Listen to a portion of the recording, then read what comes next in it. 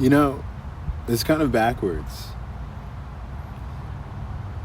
I'm sitting here in this sanctuary, this botanical garden, which is free and open to the public, and yet there are only a few of us walking through it. And still, I can feel my body recovering simply by being in this space. There's a recovery process unfolding.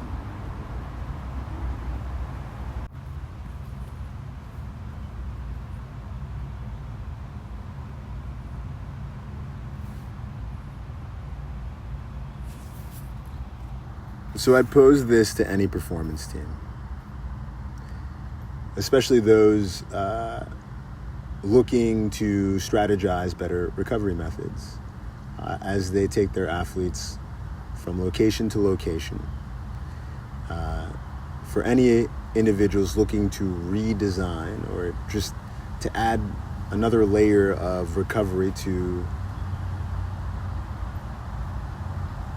their athletes' recovery protocol, I'd consider botanical gardens. And I'd probably ask a performance teams, like, do you have any botanical gardens that you have access to? And are you aware of like any sort of closed rooms with beneficial plants outside of marijuana?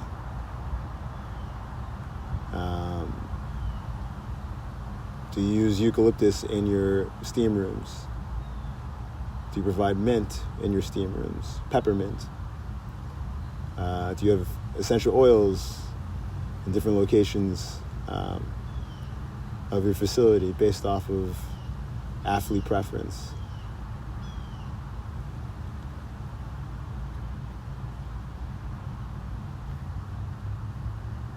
I guess you probably want to start with the questions: do you believe botanical gardens contain properties that are beneficial to athletes? Do you think it's worth it? Do you believe that plants, simply by existing, transmit something into the air, something that is not yet interpretable or measurable by human innovation today? If your answer to these questions are yes, then my recommendation is simple. Upon arrival from a stressful journey, that could be either a recent exhibition, a back-to-back game with a few days for recovery, I'd say try to see if you could host a recovery session within a botanical garden. And your recovery strategy can be whatever your recovery strategy. It could be a yoga session or a movement prep session and or massage therapy, but host it within the botanical garden. Hopefully it's like just after the rain too. I think there's an opportunity for not just a respiratory, but a biome beneficial impact. Like a human biome to plant biome exchange that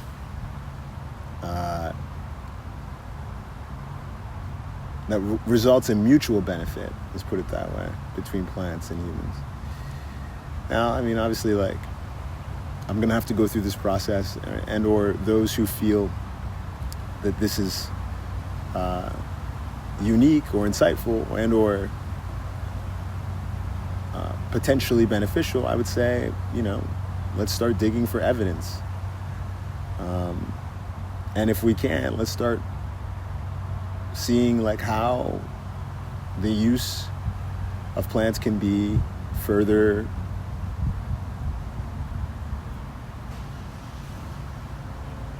researched in efforts to give us better measures or better resources to drive not just human performance but human recovery.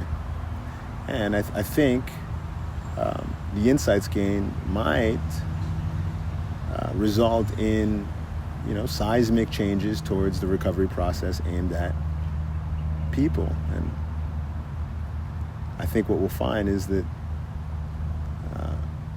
some of the best recovery methods involve us getting back to nature.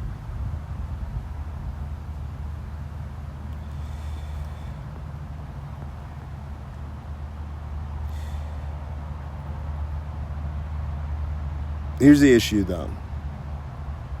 People want significant difference. People want change now.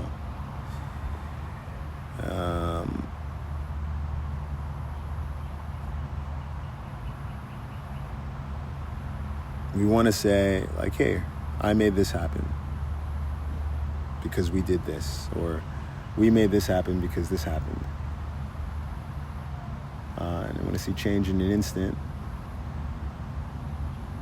We want data that screams. You could run a study that shows a positive trend, but if it's not statistically significant, the idea gets thrown out. Nothing happens until someone builds a botanical garden inside a performance facility and says, 5 minutes inside the botanical garden within the sports performance center and you'll feel better, that people start to believe. And all they would have had to do is bring in a few plants known to engage, things like the respiratory system into their own performance location. It seems too obvious, which is probably why it hasn't happened.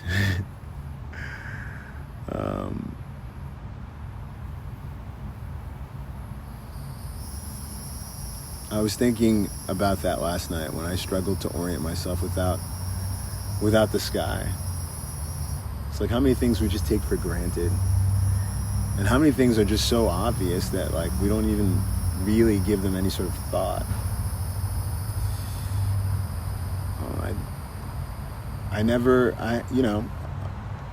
Until recently, I never really put that much pressure or placed much emphasis on knowing north, south, east, west at all times. I just rely on street signs. It's like I don't got time for having to memorize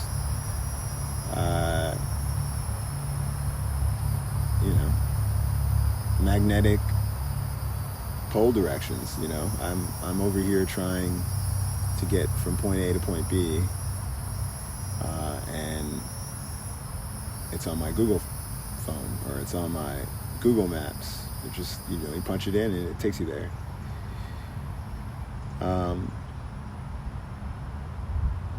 That's the problem, though. It's like last night my phone wouldn't charge. In fact, I've been having a lot of problems with my phone over the last, let's just say over the last decade. It's a love-hate relationship. It gives me so much, yet it takes so much away.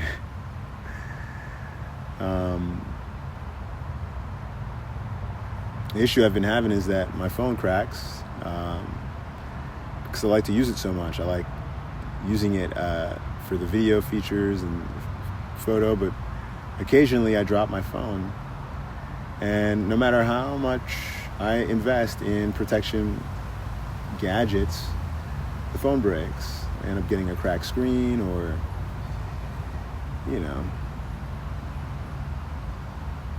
things happen. But my phone has a cracked screen. It's difficult for me to charge. USB-C port, for whatever reason, sensitive.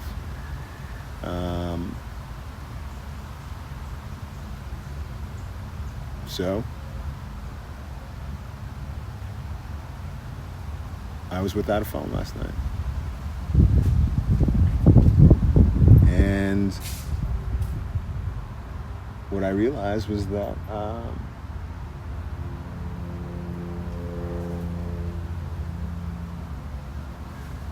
that's a problem.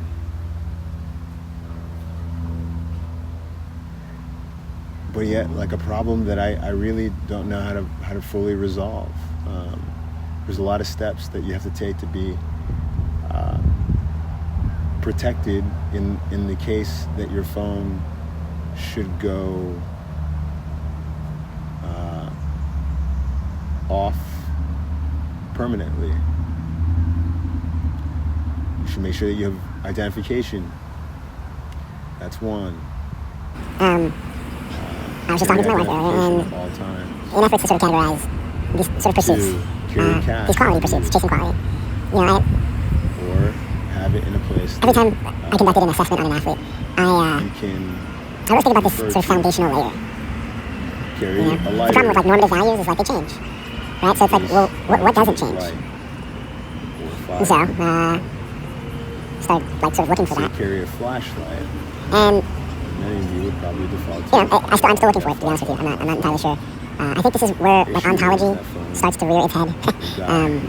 What exists, what doesn't exist. You know how to do things. But these kind of discussions matter. I say that because to help frame that, I'm going to share a story. Okay, here we go. As a result of an incredibly hellacious tornado. This is funny, actually. So we're driving across the U.S. Okay, I just got this fancy job. I left the Nets, like freaked out the entire family, like, what are you doing? I was like, no, I got this under control, man. I'm going to be the director of sports science.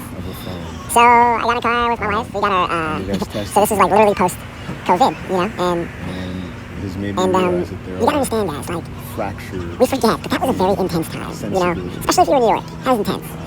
Golly, like, I was like, I'm still sort of reeling from that, to be honest with you, but it made me realize a couple things, and it also it helped me see the world completely different, literally. I spent my career in the Northeast, occasionally going down to the Southeast, like really never venturing below North Carolina much, and except for travel, and I decided we're going to go to Arizona. So we packed up. Oh man, so funny. We got 2 kids. Oh my god, our boy catches this rash. Like literally 2 days. I think we had to like wait because of a storm. I'm like, what is going on, man? So get in this car and we drive across. And man, honestly, that was one of those beautiful rides for me. Like you hear about the U.S., but like the states are different. And they're beautiful, each in their own ways. It's wild, it's a different vibe everywhere. And I was getting a taste. I was like, wow, tasty, I like that. And there's imagery, and I'm imagery now. I'll stop the car and take a picture. I've done that occasionally. I am that guy. So I don't have to take a picture. Yes, me. And so, step out several times to take pictures, and like, you just don't know until you're there. Like that feeling is, it's like, I just remember, I'll tell you, the most memorable, the most intense moment. So my wife drove it, her, she's got to get there, like, instantly. She's like 6 hours ahead of me. I'm over here, just chilling out, and I remember she was telling me she was driving over to Mexico, and I was like, I think I was just about to make it out of West Texas. And, I was getting a little, like, worried because it started getting a little dark, and I'm like, I'm driving at night. Like, I've been floating. My wife is 6 hours ahead of me, like, I don't know if I'm going to be able to make this time right now. As I'm driving, I come over this, like, for me, it appeared like a little bit of a hill. It was a little hill. And then as I reached the apex of this hill, it may have been a mountain, to be honest with you, but as I reached the top, there was this marvelous array of colors, hues. It was more actually different than exquisite. I mean, I gotta go back to first principles. These are the kind of memories that I try to like remember often because they're so beautiful to me. And that marked, that essentially marked that chapter of my life, right? Honestly, Arizona was life-changing. I mean, I broke several times there. Matters, like, knowing how to get someplace. And I come to realize, like, those breaking points were excellent, like, marvelous. For me, helping others, but also seeing the world in its multifaceted way. Working.